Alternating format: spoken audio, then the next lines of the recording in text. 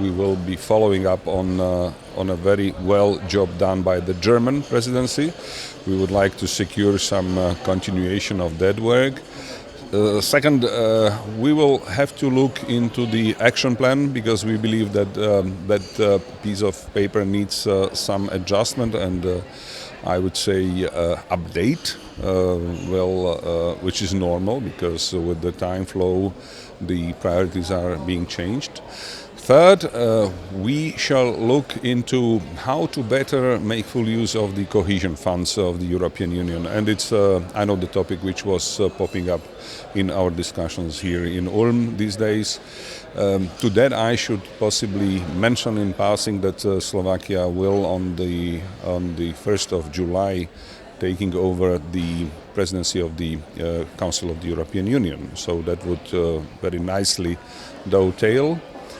And possibly the last mentioning these two specific priorities which we set out for the presidency in the Danube strategy, and this is the water management and this is the support of the knowledge-based society.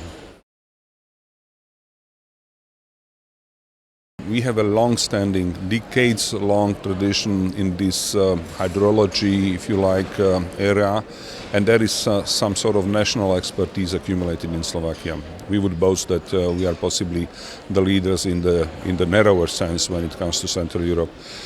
Second, of course, the climate change is upon us, and we see that we need somehow to manage this topic both on the demand side as well as on the supply side. On the supply side, first, we know that we have this specific phenomena where we have longer periods of drought, then replaced by very strong storms and almost, inundation and floods.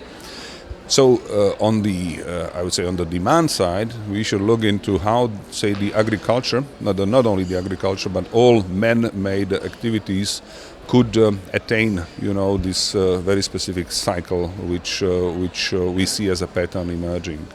And possibly, again, our last aspiration would be to look into the EU directive which regulates the water quality, because again we would claim that it is a bit outdated and possibly we will need the revision of that piece of paper, as well as all the relevant standards which are linked to this EU directive on the water quality management. I must admit that this is my absolutely first such forum, despite the fact that I spent my last 5 years of my professional career in Berlin, and I know Ulm very well, and I visited it before, and I know how important role Ulm has played in this.